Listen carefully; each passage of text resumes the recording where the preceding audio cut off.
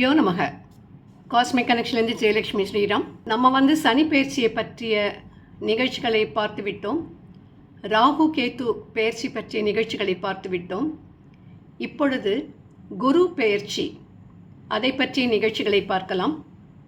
குரு பெயர்ச்சி என்பது இந்த மே மாதம் 2025 வருடம் 15ஆம் தேதி நடக்கவிருக்கிறது. முழுமையான சுபகிரகமான குரு மே மாதம் 15ஆம் தேதி பெயர்ச்சி அடைந்து இவர் ரிஷப ராசி விட்டு மிதுன ராசிக்கு பெயர்ச்சியாகிறார். 2026 வருடம் மே மாதம் வரை இவர் மிதுன ராசியில் இருப்பார். இவர் கேந்திர குருவாக வருகிறார். மிதுனம் என்பது ஒரு காற்று ராசி.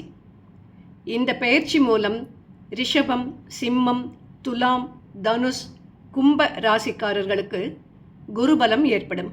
இந்த பெயர்ச்சிக்கு பின் அக்டோபர் 18ஆம் தேதி அதிசார பெயர்ச்சியாகி மிதுனத்தில் இருந்து கடகத்திற்கு போகிறார். அதிசாரம்னா என்னென்னா ஃபாஸ்ட் ஃபார்வர்ட் அப்படின்னு வச்சுக்கலாம். இருக்கிற இடத்துல இருந்து நியாயமான பீரியடை தாண்டி வேகமாக செல்வது அதிசாரம். அதற்கு பிறகு இவர் நவம்பர் 11ஆம் தேதி பின்னோக்கி நகர்ந்து மீண்டும் மிதுனத்திற்கே போகிறார். இந்த பெயர்ச்சி மூலம் எந்தெந்த ராசிக்காரர்களுக்கு என்னென்ன பலன்கள் ஏற்படும் என்று பார்க்கலாம். பொதுவாக கோச்சாரத்தில் நடக்கும் கிரக பயிற்சிகள் மூலம் கணிக்கப்படும் பலன்கள் ஓரளவுதான் தெளிவை கொடுக்கும். காரணம், தனிப்பட்ட ஜாதகத்தில் இருக்கும் கிரக நிலைகள், தசா காலங்கள், தசா புக்தி, அந்தரம், ஜனன ஜாதகத்திலே குருவின் நிலை, குருவுடன் சேர்ந்திருக்கும் மற்ற கிரகங்கள் யார் போன்ற பல நிலைகளை பொறுத்துதான் துல்லியமான பலன்களை கூற முடியும்.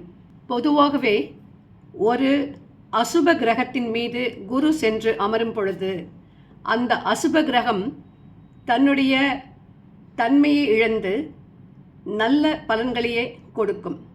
அது சுப பலனாக குரு அதை மாற்றிவிடும். ஒவ்வொரு ராசிக்காரர்களும் இந்த விஷயங்களை மனதில் கொண்டு அதன் பிறகு உங்கள் ராசி பலன்களை தெரிந்து கொண்டால் உங்கள் மனதில் ஒரு தெளிவு கிடைக்கும்.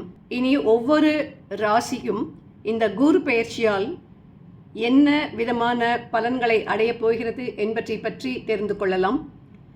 முக்கியமாக இந்த 2025 எல்லா வருட கிரகங்களும் பெயர்ச்சி அடைவதால் கோச்சாரத்தில் சனியின் நிலை, ராகு கேத்துவின் நிலை மற்றும் குருவின் நிலை மூன்றையும் மனதில் கொண்டு மட்டும்தான் நாம் சுய ஜாதகத்தை ஆராய வேண்டும். அதுதான் சரியான முறை. இதன் மூலம்தான் உங்களுக்கு துல்லியமான பலன்களை தெரிந்து கொள்ள முடியும்.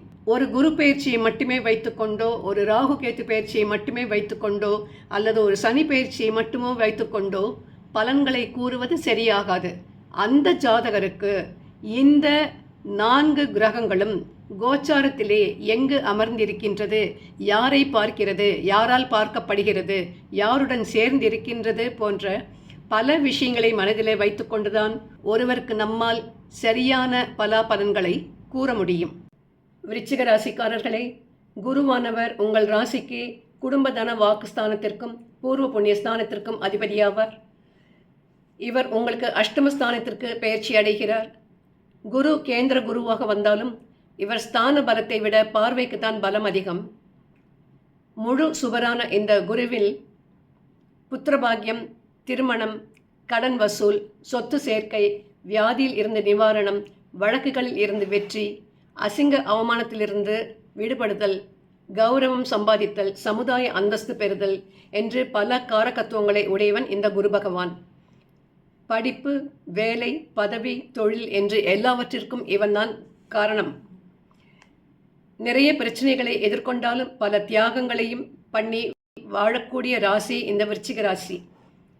அர்த்தாஷ்டமத்தில் சனி ஒரு பக்கம் புரட்டி கொண்டிருந்தாலும் அஷ்டமத்திற்கு குருவும் போவது சற்று கவலைக்குரிய விஷயம்தான். உங்கள் பொருளாதாரத்திற்கு எந்த பிரச்சனையும் இல்லை. நீங்கள் பேராசைப்படாமல் இருந்தால் உங்கள் தகுதிக்கு ஏற்ற வாழ்க்கை உங்களுக்கு கிடைக்கும். 8இல் இருந்து கொண்டே குரு உங்கள் 2ஆம் இடத்தையும் 4ஆம் இடத்தையும் பார்க்க போகின்றார். சுகஸ்தானமான 4ஆம் இடத்தை பார்ப்பதால் மண் மனை சேர்க்கை, வீடு வாங்கும் யோகம், சொத்து சேர்க்கும் யோகம் உங்களுக்கு ஏற்படும்.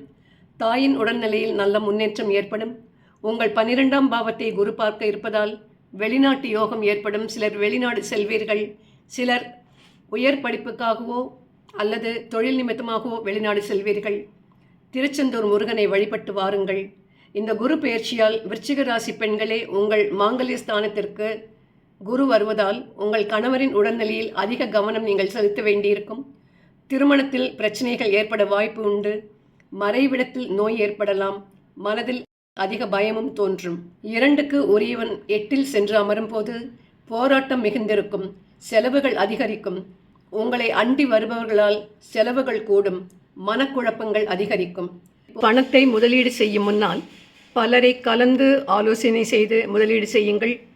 8இல் இருந்து கொண்டு 12இல் குரு பார்வையை பதிப்பதால் சுப விரயங்கள் ஏற்படும். சுப விரயங்கள் என்றால் காது குத்து, கல்யாணம், சீமந்தம், இடம் வாங்குதல், நகை வாங்குதல் போன்ற செலவுகள் ஏற்பட்டாலும் அது ஒரு நன்மையை கருதியே செய்வதால் இது சுப விரயங்களாகும். கடன் படுவது, லோன் எடுப்பது, அடமானம் வைப்பது போன்றவற்றை செய்வதற்கு மனம் தூண்டிக்கொண்டே இருக்கும். தயவு செய்து யோசித்து முடிவெடுங்கள். எதையுமே நீங்கள் போராடி சாதிக்கக்கூடிய நேரம் இது. கூடிய விரைவில் மீண்டும் சந்திப்போம். வாழ்க வளமுடன்.